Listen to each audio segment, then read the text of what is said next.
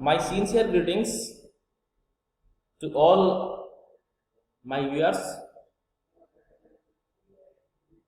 This is Khilesh Kumar, Assistant Professor in English, and welcome to my YouTube channel. And this YouTube channel is especially for English classes. So, in our today's session, we will take a very beautiful and remarkable poem, Ode on a Grecian Urn, composed by John Keats. So, these are two images you can see on the screen. Ode on a Grecian Urn. So, this is the image of a Grecian urn, and second one, the image of the poet John Keats. What do you mean by urn? Urn is a picture, is a pot in which we store the ashes of a cremated human being after his death. So, now introduction to the poet. John Keats was born in 1795 and died in 1821. John Keats was an English romantic poet, and he was in second generation of romantic poets, along with Lord Byron and P.B. Shelley. He died of tuberculosis at the early age of 25. So, he died at the early age of 25. When he was only 25, he died because of tuberculosis. Because at that time, there was no treatment regarding this disease, tuberculosis.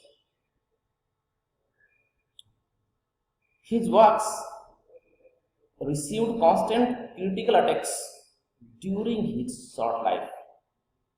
So, his works, his creations, his poetries received constant, continuous critical attacks during his short life. He got reputation after his death. He got name and fame after his death. By the end of the 19th century, he has become one of the most beloved of all English poets. His usage of vivid imagery and sensuousness is a striking characteristic of his entire poetry. So, vivid imagery and sensuousness, these are two striking characteristics of his entire poetry. Next,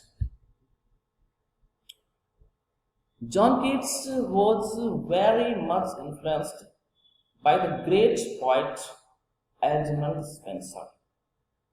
Edmund Spenser was also one of the most influential, eminent poets in English literature, and John Keats was very much influenced by the great poet Edmund Spenser. Edmund Spenser wrote Faerie Queene. If we talk about the first volume of John Keats, So first volume of his poems was published in 1817. His remarkable creations, Endymion, Isabella, To a Nightingale, Ode to Autumn, Hyperion,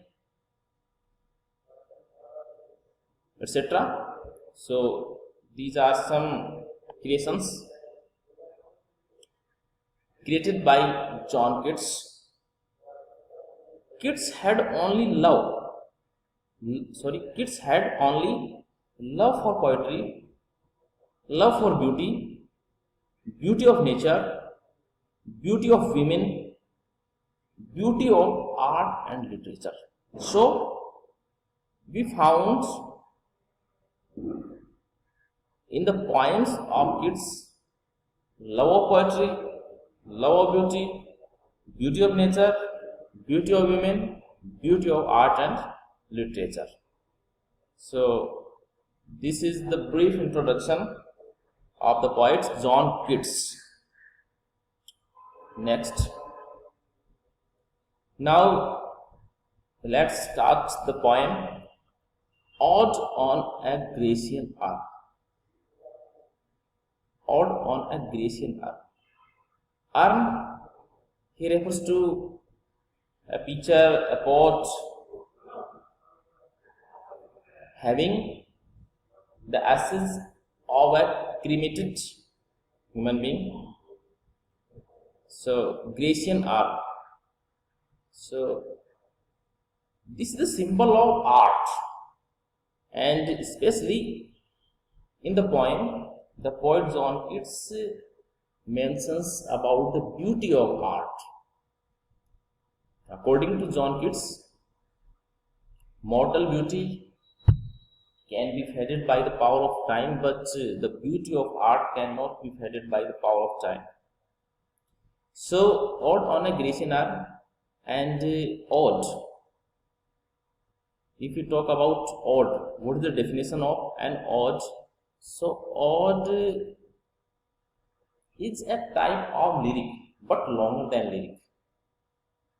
Type of a lyrical poetry, but longer than lyrical poetry, and especially ode is addressed to someone, some particular thing,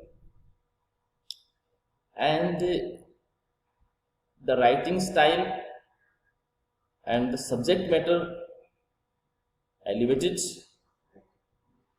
in ode. So the poem Ode on a Grecian Urn, composed by John Keats in May 1819. First published anonymously in Annals of the Fine Arts for 1819. The poem is divided into 5 stanzas of 10 lines each. So the poem is divided into 5 stanzas, and each stanza has 10 lines. The poet addresses the poem to an ancient Grecian urn. So this is an ode, and this ode is addressed to an ancient Grecian urn by John Keats. The poet describes about the images. So in the poem, the poet describes about the images depicted on that Grecian urn. The images depicted on that Grecian urn. Next, the Grecian urn, which is decorated with the images of rural life in ancient Greece. So the Grecian urn, which is decorated with the images of rural life in ancient Greece. The poet wonders what stories are being told by the images on the arm. What stories are being told by the images on the arm? So, on that arm, there are so many images, and the poet John Keats mentions about that images, what he feels, and he also mentions these images are the part of nature, are the part of art, and the beauty of art is now immortalized by the poet. Images of the male characters. There is an image in which the male characters and the reluctant looking women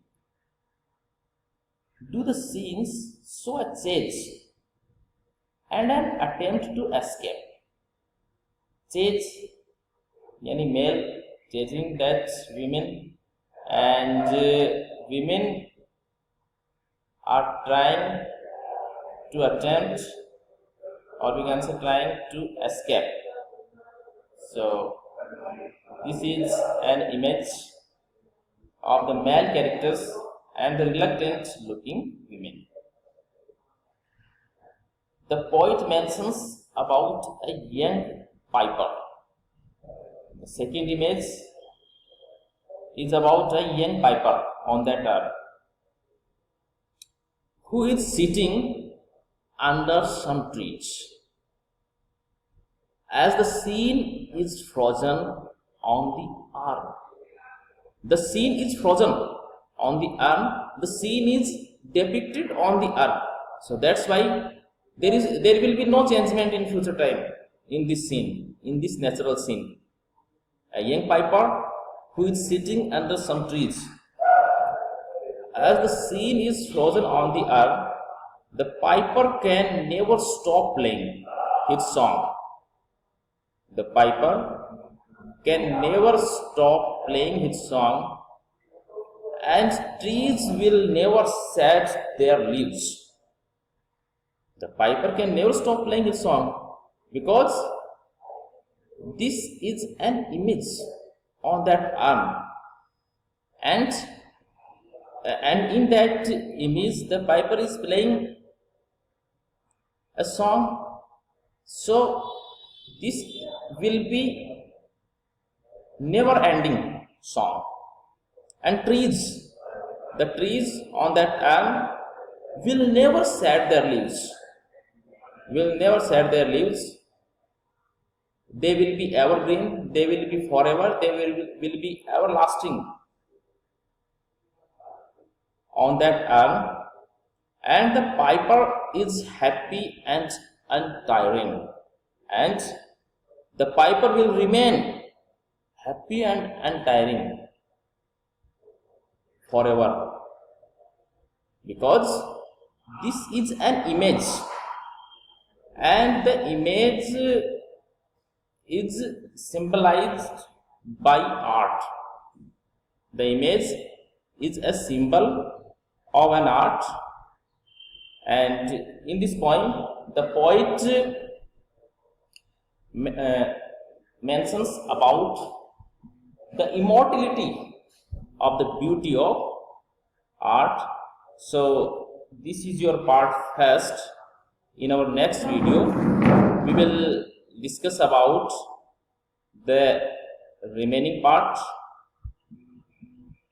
and